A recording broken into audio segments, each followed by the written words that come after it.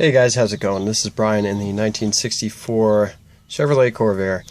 I'm just going to go ahead and show you guys real fast how you can go ahead and wire that radio, or any other Corvair radio from 60 till 65, I believe, to very easily work with an auxiliary in, or R2D2.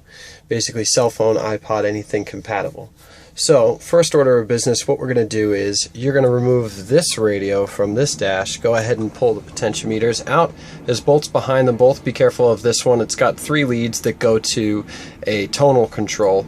If you finagle it a little bit, you'll be able to see exactly what you've got to get done. A bracket on the back, the aerial, and a surprisingly contemporary and very modern 3-pin harness that goes to the back of the radio. It's actually very easy to get out of the car. It takes somewhere in the ballpark of about 3 or 4 minutes if you're not too adverse to lying on the floor.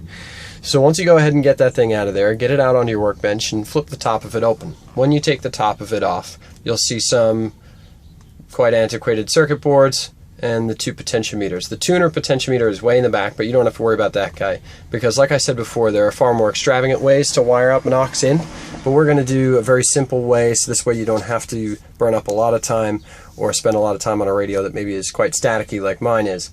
Okay, so once you get it out of there, you're going to go ahead and look for this potentiometer. On the bottom there's a blue line and a dark brown or a black line coming off of it, and then a blank in the middle. You're going to trace those 2 lines up to the top of the radio on the inside of that flip panel that opens up like a car hood. And you're going to find the brown and the blue are going to be right up on the top of the circuit board, following their way across here.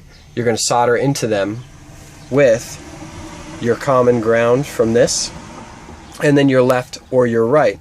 Now, like I said before, we're going to be doing a very simple install, so you're going to want to go ahead and just do left or right, and then you can plug a mono adapter into this along with an extension, so you can go ahead and have R2 sit on the seat as you're driving around and not have things hanging out of the dash like I've got right now.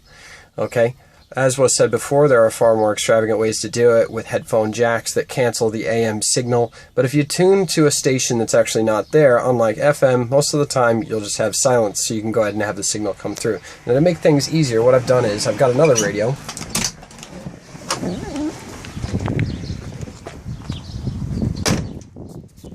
that I've actually got out of the car, and now you're going to be able to see those 2 lines right there. There's your blue, there's your brown, and that'll give you a general idea. There's your potentiometer. This is the top of the radio. You're going to solder in your left or your right there, and then your common ground right there. Solder them in there, clean it up, fish it through the back of the unit, close the top up, and then you're good to go. When you put it back in the car,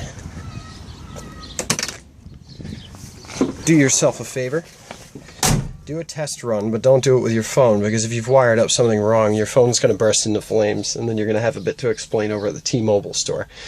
To test it out, just on play.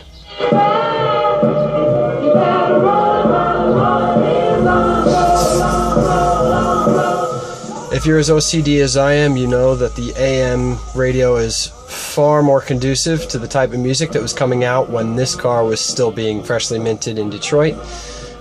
New radios just don't have the same type of frequency response that lends itself to this type of music. Also, mono is just kind of the way to go. These were all mixed for the purpose of a center speaker. If you really want to get fancy, you could do an AM/FM conversion radio. They cost anywhere between $120 to up to $400 for the Bluetooth compatible ones. This costs 1 auxiliary cable and about 5 or 10 minutes of your time if you're willing to get under there with a soldering iron and some rosin core solder. Most of the time there's even enough there where you don't need solder either. Any questions you can post in the comments. It's not too likely that I'll be able to get back to them too often. I don't really do YouTube too much anymore, but I think with this it's pretty comprehensive. You'll be able to figure it out.